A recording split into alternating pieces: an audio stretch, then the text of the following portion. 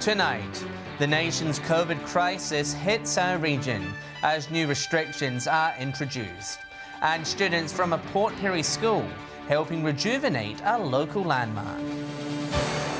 From our 7 Spencer Golf Studios, your nightly news with John Hunt begins now. Good evening. Australia is racing to contain a nationwide COVID outbreak, with every state limiting its borders or introducing new restrictions. Our region also impacted, with Broken Hill residents adjusting to new measures, while South Australia has reintroduced tighter density limits. A weekend we'd rather forget. Community COVID cases reported in 5 states and territories, while regional New South Wales must also follow new rules. Rules are rules. I'm happy to follow a rule as long as it gets numbers down. Broken Hill locals masking up and lining up to get tested today. Anyone who has been in Greater Sydney since June 21 must self-isolate for 14 days. There's new mask requirements. Businesses revert to reduced capacity, caps on dance and gym classes, as well as outdoor ticketed events. And singing and dancing are banned in most settings. We're now over 18 months in. We survived the first lockdown/restrictions, so we'll come back even stronger again. Broken Hill businesses remaining optimistic despite being given less than 4 hours to get their affairs in order before the Saturday dinner rush. So we can still fit in 200 plus people, but let's face it, there probably won't be 200 people out and about, so we've cancelled a lot of our big events to make sure we keep under that limit. Most customers happy to follow the rules. You get those customers that are like, oh, do we have to wear it while we're waiting for our food and drink? Yes, you do. We've seen outbreaks in the past spur people to get vaccinated, but walk-ins are no longer accepted here at Broken Hill's vaccination clinic. The local health district says that's to comply with new density regulations. South Australia has closed its border to all but Victoria and Tasmania. From midnight tonight in SA, masks must be worn in high-risk settings. Private gatherings are capped at 150. Licensed venues return to 1 person per 2 square metres, and stand-up drinking is banned indoors. We feel, given the nature of the rapid spread of the Delta virus, we have no alternative but to take action. Those restrictions in place for at least a week. Lachlan Itter, 7 Spencer Golf News. 3 people have been released on bail after allegedly flying to Cuba Pedy without a border permit. The 2 women and a man from New South Wales appeared via video link at the Port Augusta Magistrates Court today. As part of their bail conditions, they must receive a COVID test before being allowed to fly in their own plane back home via Broken Hill. Police allege the 3 violated cross-border directions set earlier in the week. They will reappear via telephone link at the end of August. Mark Colton has become a victim of last week's Nationals leadership spill. Broken Hill's federal MP dumped from his health, local government and communications portfolios. New Deputy Prime Minister and Nationals leader Barnaby Joyce reshuffling the party's cabinet roles over the weekend. It's previously been reported Mr. Colton voted against Mr. Joyce. Mr. Colton says he's proud of the progress made in his role and is looking forward to continuing to represent the Parkes electorate. There's good news on the jobs front across the Spencer Gulf and Eyre Peninsula, with the unemployment rate falling in May. The latest data from the Australian Bureau of Statistics show the rate falling by around 1.5% compared to April. New data from the Australian Bureau of Statistics showed that the unemployment rate has fallen across most of regional South Australia. The area surveyed includes Whyalla, Port Augusta and Port Lincoln. The rate falling to 6.2% in May compared to 7.7% in April. The state government says results should boost the confidence of job seekers in the Spencer Gulf and Eyre Peninsula. The regions are more appealing than they've ever been before to South Australians and other people from interstate. That's supporting our businesses, that supports employment, and it's good for all of our households. Unemployment in the area reached a high of 13.2% in December last year, but has steadily fallen back to pre-COVID numbers. The federal member for Grey says he's pleased with the numbers. What we really need to do is get people into it to alleviate the strains and shortages in industry, but also to give people the chance to get a job, which puts them on a great future. However, it's not all good news for other parts of South Australia and Broken Hill, some recording a jump in the jobless rate. In the Barossa York Mid-North area, the unemployment rate rose sharply from 6.1% to 8.6%. While in the far west and Arana region, which includes Broken Hill, the rate also sharply increased in the same period, surging from 2.2% to 4.7%. The JobKeeper program ended in April, and the effect on the unemployment rate is yet to be fully shown. A historic local landmark is set to be the centre of a community project, thanks to a partnership between Port Pirie Regional Council and John Perry Secondary School. Students today helping to replant garden beds in time for a special commemoration.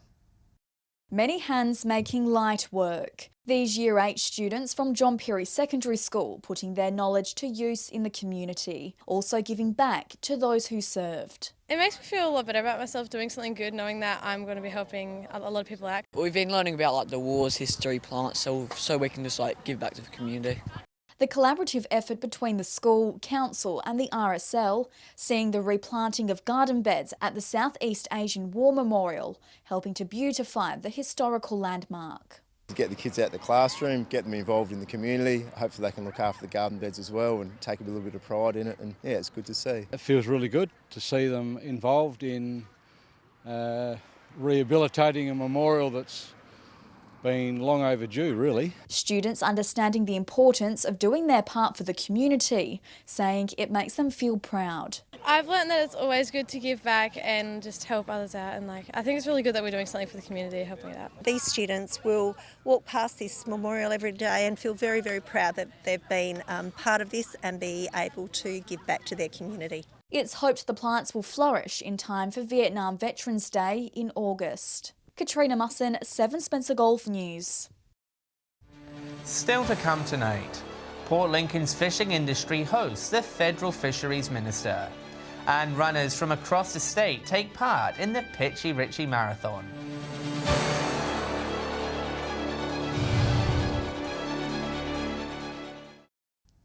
Welcome back. The Federal Assistant Minister for Forestry and Fisheries visited Port Lincoln today. Jonathan Dunniam talking with local seafood businesses about the ongoing trade war with China and how it is affecting them financially. This tuna is ready to hit new markets. We are working on a range of other markets, including India, including Singapore, including the Middle East, North America, to ensure that we have new trading opportunities for export operators like the ones we're visiting today. The member for Grey taking the Assistant Minister for Fisheries on a tour of businesses linked to the local seafood industry. He heard firsthand about how the trade embargo is affecting local operators. We're in Port Lincoln today because it is one of the biggest centres for aquaculture and fishing in Australia, and in particular there are different fisheries, and the tuna fishery in particular is of a Commonwealth nature. He praised the fishing, abalone and rock lobster industries, saying they are an important national export. This industry is a world leader, and what the team here in Port Lincoln do is something the rest of us should be proud of. The Minister making it clear Australia's door is still open to China. Our door to China is always open. The ball is in their court, and if China want to do business with us and want to buy our goods, we'll be there tomorrow.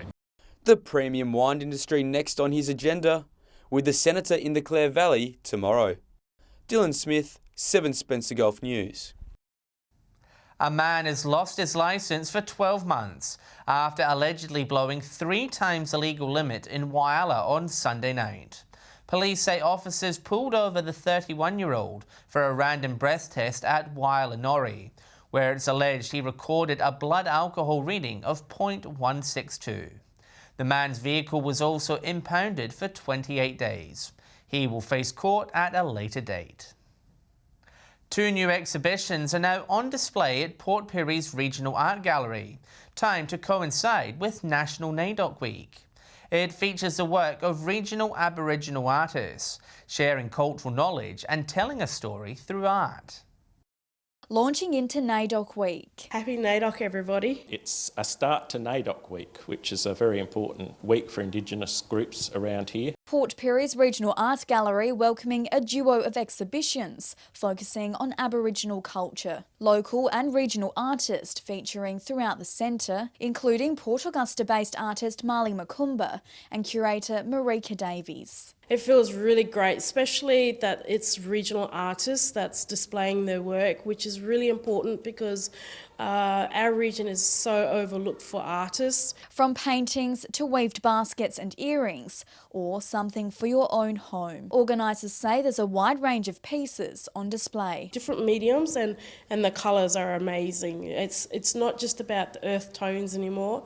Our artists are really looking at colourful mediums. Both will run until July 25, with locals and visitors encouraged to visit. There's about 60 pieces on show in there, so I'd encourage anyone to come and visit if they would like. Well, there'll be a lot of activities and events on for NAIDOC across the state over the next few weeks, so yeah, definitely come up and see the gallery. Katrina Musson, 7 Spencer Golf News.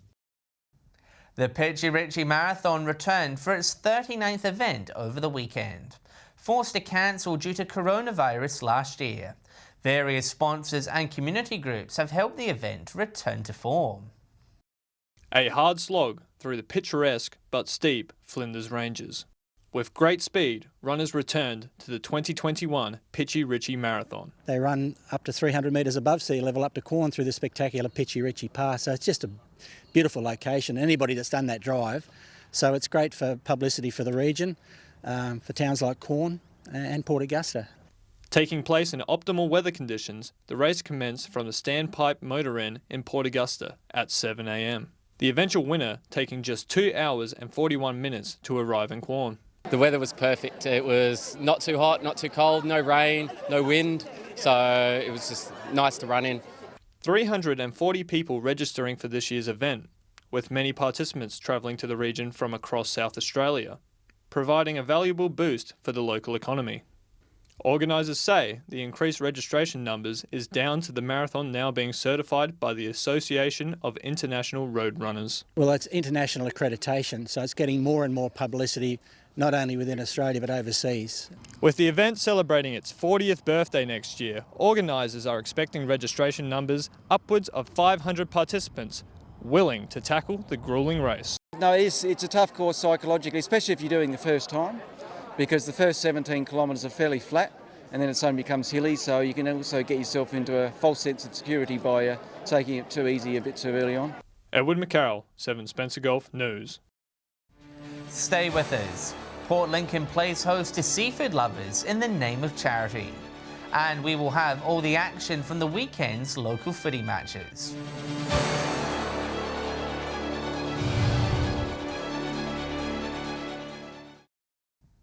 The first businesses have signed on to the Broken Hill Small Business Model Industrial Agreement. 7 local businesses signing on Friday.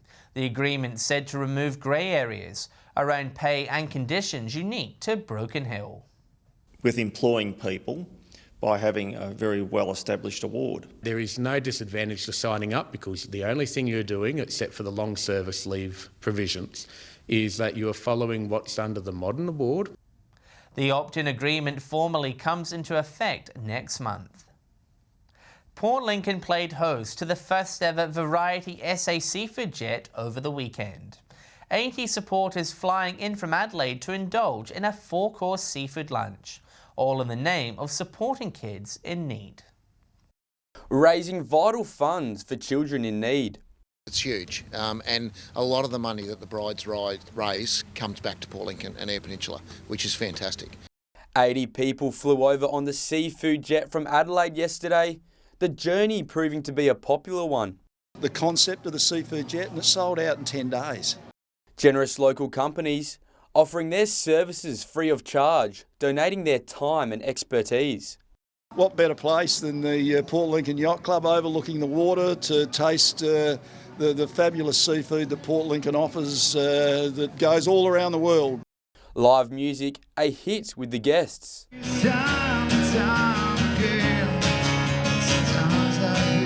while the city provided the perfect backdrop as guests sampled the region's best produce.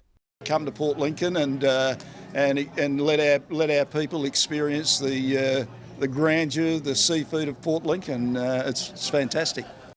The organisation praising the community's support, saying it's helping to change the lives of local children in need.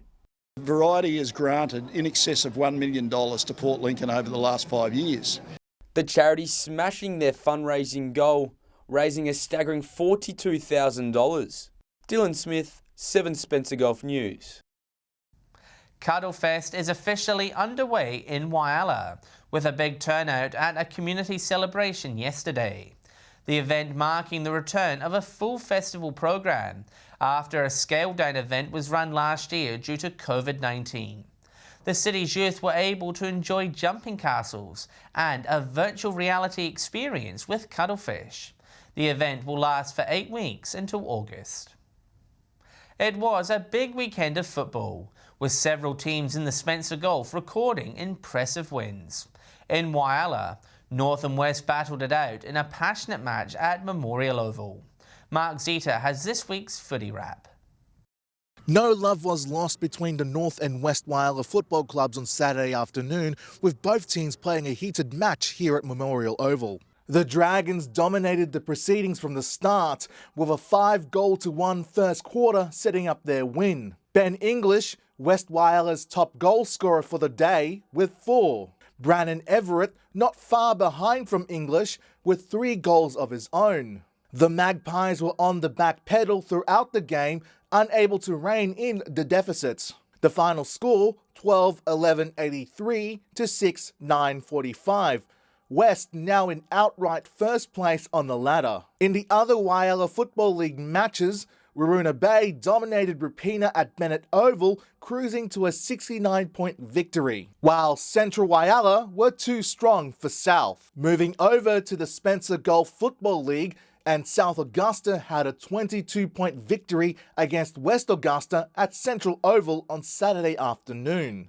Central Augusta came from 28 points down at halftime to defeat Solomon Town by 23 points. While in Port Pirie, Prop Risdon dominated Ports after quarter time on their way to a 57-point victory.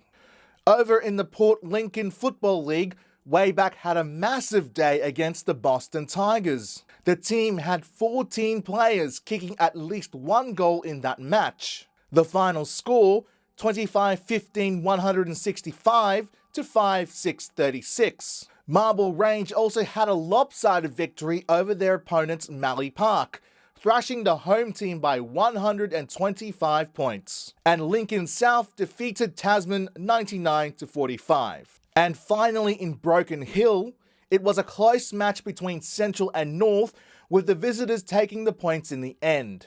In the other match, South dominated West, running out 11 goal winners. That's it for Footy Wrap this week. Tune in tomorrow where we look at the other sports results from the weekend. Stay with us after the break. Argent Street works officially complete in Broken Hill. And Alex Sykes will join us with the latest weather details.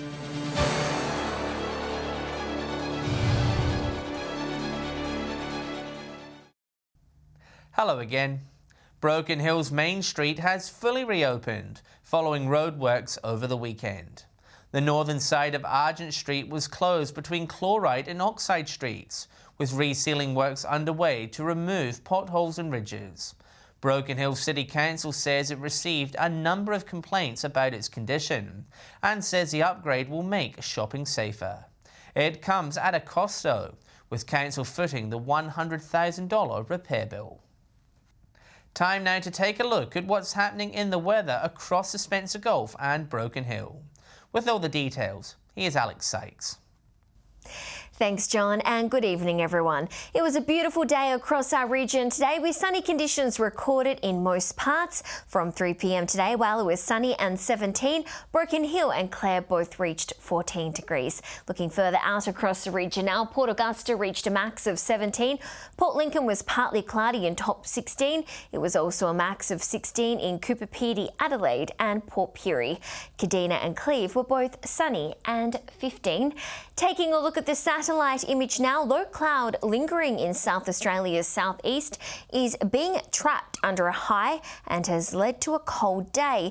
Bright-looking high jet stream cloud crossing the south is not bringing any rain. Mostly clear skies elsewhere in drier winds blowing around a high, leading to cool days and chilly nights.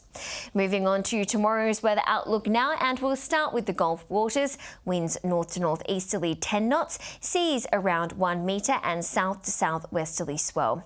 Another sunny day across our region. Tomorrow, Port Lincoln and Woodner both to top 17. Cleve will be sunny and is set to reach a high of 16 degrees there.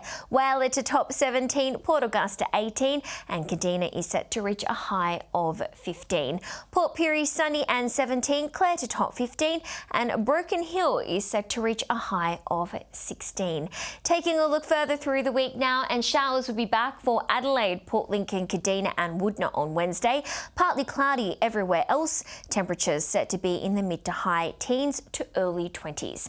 Similar conditions forecast for Thursday. Rain for Port Lincoln, Kadina and Woodner. Sunny for Broken Hill and partly cloudy across the rest of the Gulf. Slightly cooler temperatures set to be in the mid-teens. And showers for most parts on Friday, except for in Cooper Pedy and Broken Hill. Temperatures to be in the mid-teens. So disappointing news there with the rain back over the next few days. And that's all the weather from me for tonight. It's back to you, John. Thanks for that, Alex. And that's the local news this Monday evening. Thanks for your company. I'll have updates later, and we will be back tomorrow night at 7 o'clock here on 7/2. Until then, enjoy your evening.